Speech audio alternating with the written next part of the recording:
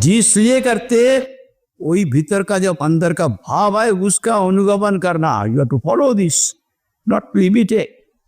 एक हमारा स्वामी जी एक उदाहरण देके समझाया, वो अभी नहीं आए लेकिन बहुत अच्छा उदाहरण देते। एक व्यक्ति जो हॉकर है ना, पेडलर, वो जो हॉक करते रास्ते में चलते हैं, बेचता है ना, तो वो टोपी बेच के उनका आप संसार चलता। टोपी तो टोपी टुकड़ी में लेके सिर पर लेके वो घूमता आ रहा। टोपी ले लो, टोपी ले लो, सस्ता में मिल जाएगा, बहुत अच्छा टोपी, बहुत अच्छा। एक टोपी 10 रुपया, तो 10 रुपये का बहुत कीमत था। हम लोग देखा बचपन में एक तमा का पैसा से 2 किलो बेगुन मिलता था। 2 रुपया जो है अभी, 2 रुपया जो ऊपर था, एक मन 40 शेयर चावल मिलता था। अभी उसका क्या हो गया, एकदम उल्टे। इन्फ्लेशन कहते, इन्फ्लेशन, पैसा बहुत हो गया, कुछ फायदा कुछ नहीं हुआ। लेकिन उस वक्त 50 रुपया तो संसार चलता था, 1 रुपये का बाजार भी नहीं कर सकता था। हम अभी जानते हैं, मेरा तो उम्र 82 ईयर्स है, 70 ईयर्स रिपोर्ट जब हम जानते हैं। इसलिए अभी वो चलते, एक टोपी 10 रुपया, 10, कभी कोई बेचते तो पैसा मिलता है, कोई पैसा कम मिलता है, कमती मिलता है। एक दिन साथ में खाना लेके चलता है, एक दिन बहुत एकदम रास्ता घुमा, एक टोपी नहीं बेचा, तो उनका मन खराब हो गया, ऐसे संसार चलेगा। एक पहाड़ का नजदीक में एक पेड़ है, वहाँ ढोक करके बैठ गया, क्लांत शांत होकर, भूख लगा, साथ में खाना ले आया, वहाँ पर खाना खा लिया। खाना बनाने के बाद उनको सुस्ती हुआ, थोड़ा सुस्ती होने से तो थोड़ा विश्राम कर लो।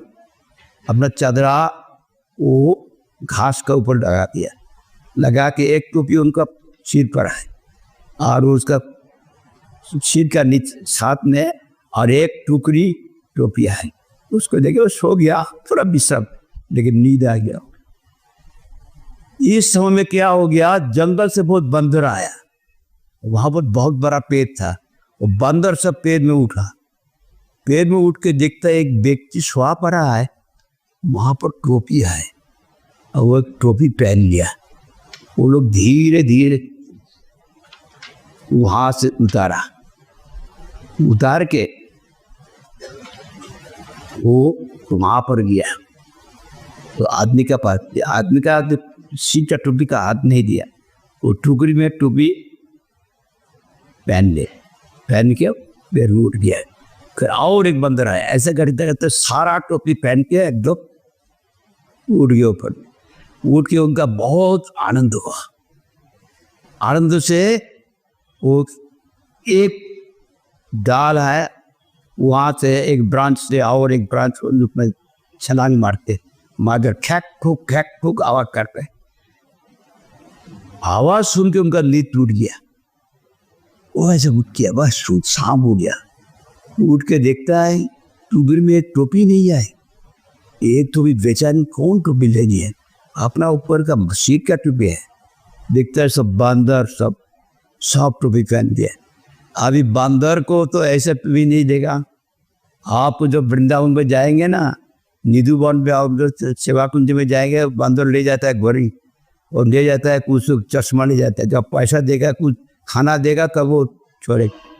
हमारे पास तो कुछ है ही नहीं, ये तो और मिलेगा नहीं, ये सब घेरा करके मुझे मारेगा। ये तो बंदर तो सब बेची है, यहाँ पर तो कोई नहीं है मुझे रक्षा कर। मेरा सारा गया, उनका बहुत गुस्सा हुआ। गुस्सा से वो क्या बोला, तुम लोग मेरा सारा ले लिया, मेरा अपना सिर का टोपी क्यों नहीं लिया, ये भी ले ले। उसका ऐसा फेंक दिया, वो लोग भी सिर को फूल के रूम करके फेंक दिया सारा टोपी। वो टोपी पहनने का क्या शर्त का था उनका मालूम नहीं, वो एक व्यक्ति टोपी पहन लिया, वो फेंक दिया। इसको कहते नकल काटने से फायदा नहीं होगा। ददाति प्रतिगृह्णाति गुज्ज बकति पृच्छति भुंक्ति भुजयति जीव सर्वविद संरक्षण। संग अब होता है देना लेना, खाना खिलाना, देखा बोलना सुनना प्यार से। जब देंगे तो संग होता है। अभी सवाल हुआ, ठीक है साधु पहचानूंगी कैसे? फिर साधु कौन है? अभी यही तो मुश्किल है। साधु का प्रसन्न करने से मुक्ति का दरवाजा खुल। साधु कौन है? तब कपिल भगवान कहते हैं पहले तटस्थ गुण, जो मूल गुण रहने से, ओरिजिनल क्वालिटी रहने से कॉन्क्यूबिलिटी क्वालिटी आ जाते, उसको कहते तटस्थ। अथवा गौण सेकेंडरी क्वालिटीज। पहले वो सेकेंडरी क्वालिटीज का बारे में बोला, उसका बाद ओरिजिनल क्वालिटी बोला। क्या? कितिकव कारुणिका सुहृद सर्वदेहिना, अजात शत्रु शांत साधु साधु, साधु होंगे सहनशील, क्षमा गुण सम।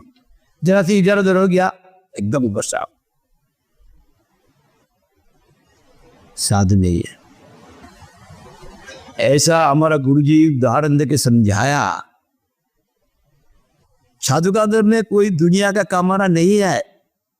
जिसको रोग जरे से कामात क्रोध में जाए तो प्रदात भवती संभव संवाद श्रुति वंश बुद्धिनाथ बुद्धिनाथ सरस्वती गीता में कहते। ऐसा कामना साधु में नहीं रहते। वो तो साधु नहीं कहते, तान बैलेंस हो जाएगा।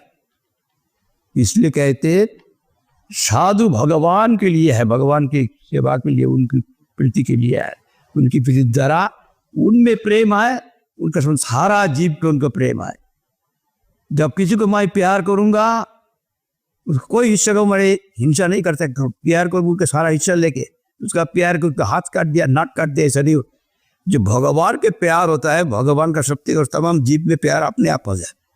वो किसी को हिंसा करने को उनका प्रवृत्ति नहीं। एक चीवचू को नहीं मार सकता। दूसरा आदमी को बात से छोड़ दीजिए।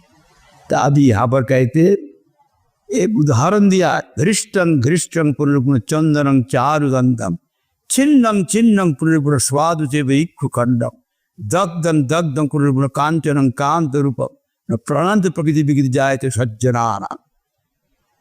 एक उदाहरण देके समझाया। चंदन का घर्षण करने से राप किया, जब घर्षण किया जाए वो मुझे कष्ट दिया, मेरा खुशबू देना स्वभाव मैं छोड़ दूंगा, मैं बदबू निकलाऊंगा। चंदन बदबू है, जितना घर्षण करेगा खुशबू निकलेगा। साधु को जितना अत्याचार करेगा, साधु का स्वभाव विकृत नहीं होता, असाधु का होता है। साधु नाम धैर्य क्या हो सकता, साधु का होता है। इसलिए एक उदाहरण दिया। और गन्ना को जो टुकड़ा टुकड़ा काट दे, मेरा मीठापन सभा को मैं छोड़ दूंगा। छोड़ता है? नहीं छोड़ता है। सोना का आग में जला देने से मुझे जला दिया, मेरा अंदर रूप जो है सुंदर रूप, वो मैं छोड़ दूंगा, गंदा हो जाता है। और साधु का चरित्र का और महिमा प्रकाशित होता है। जितना जैसे प्रहलाद जी के ऊपर अत्याचार किया, उनका और अंदर प्रकाश। साधु कभी कोई जीव को हिंसा नहीं कर सकता है। एक साधु नदी में स्नान करने को गया, देखा दे एक बिच्छू होता है जो काटने से बहुत जा रहा है, वो पानी में डूब के जैसे तरप रहा है, उसको उठा के मिट्टी में फेंक देगा। जब उठा देते तो काटने को जा, फिर फेंक देते पानी के, फिर उठा दे, फिर काट दे। दूसरा एक आदमी कहते अब क्या कर रहा है, ये यहाँ पर अभी मर जाएगा, इसलिए मेरा पूरा भया होता है, इसको उठा के बटी, वो काटने को जाता है, चार वाला है मुझसे, तो उनको मरने दो। ये मायने कहते, मेरा धर्म होता है उनको उद्धार करना, उनका जो स्वभाव होता है काटना, मैं क्या करूं। साधु का स्वभाव काटना नहीं है, इसलिए साधु जब जगत में मिलना बहुत मुश्किल है।